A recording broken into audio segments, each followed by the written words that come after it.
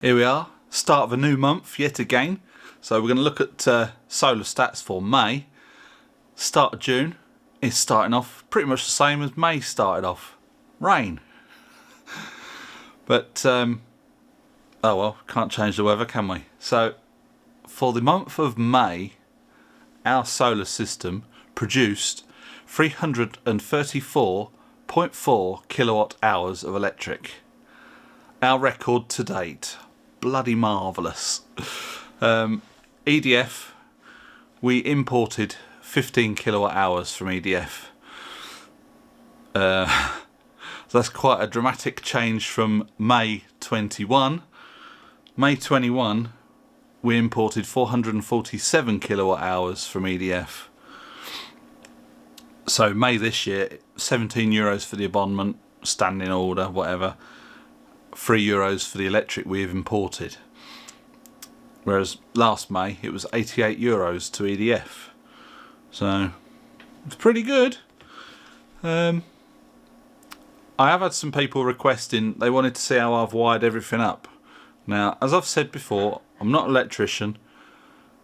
I've done my research and this is how I've done it, so I'll show you through it, I'll talk you through it, and that'll be pretty much it for this video. So let's have a look over in this corner.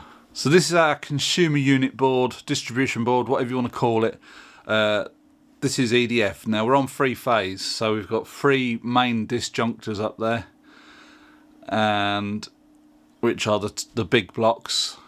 Now up on the top row, that's 1 phase where we've got the Hobbit's oven. The one on the right hand side is 32 amps. That's for the main oven, and the rest is all lights. The bottom row, one of those main disjunctors runs up to the garage, and the other one powers the other 2, which one of the two on the little 2 on the right, one is for the kettle. We've left 1 socket in the kitchen on the grid, and the one on the right is a 32 amp feed which runs down and goes up into the inverter. So we're going to have a look at the inverter now. So we've got 2 thick black cables going into the inverter. One is an in and one is an out. So the one that goes in is from the grid, which is on a 32 amp breaker over in that box. Now the earth is a shared earth. The earth is outside with a ground spike in the ground. There's a certain amount of cable that's coiled up in the ground. That comes in the house, and that earth does everything. You want a common earth, you don't want separate earths for everything, because then you could create a ground loop, which could be quite dangerous.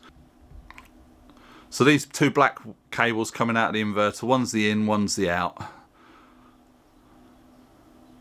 The other cables is the PV, solar panels in, the batteries out, and the communication cable which runs down to the batteries, and the inverter controls the batteries.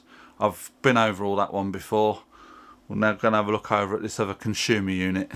So the fat wire comes out of the inverter, goes under the floor and comes up to this board. It's running into this, we call it a disjunctor. There's the specs, and that's just wired up exactly the same as an ordinary household one would be.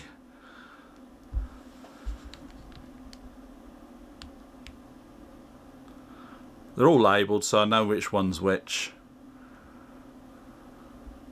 So that's it, that's how I've wired it up. So that's probably not the way an electrician would do it, but that's how I've done it, and it's working. Now, we did have a minor catastrophe the other day. We was going about our business, whatever we was using, all of a sudden power went off. The trips were all still fine. Oh, what we done? It turned out we overloaded the inverter and it just shut down. So everything that's on the solar, no power. There are settings on the inverter where you can have it set where it just restarts itself once you've overloaded it, but I've got it switched to off, because if you've overloaded it, or there's some dangerous appliances or something, you don't want it to keep restarting, because you need to find out what the problem is. Once we realised what we'd done, I think we had too many appliances on and we spiked the 5 kilowatts. We're obviously demanding more than 5 kilowatts. that has been the only problem. Now the only other thing that we noticed is the Wi-Fi on it. Now when I ordered all this, I assumed that the Wi-Fi dongle would just connect up with your router and to your device, but oh no, it goes from the inverter to the router to the growatt server in China or wherever that is, and then comes back and you can open it up on your device. Well, if they're having issues in China or whatever, it tends to not work. We've had it a few times, but I mean, it's not a deal breaker because not everybody wants Wi-Fi. We only use it because we can bring it up and see what stats, what's coming in, what we've used, that kind of thing. But it's just that one of the things that I've noticed over the few months that we've been using it so far. But other than that, it's all good and it's saving us money. So that's going to be it for this video. Hope you enjoyed it. Please give it a big thumbs up and we'll catch you in the next one. Bye for now.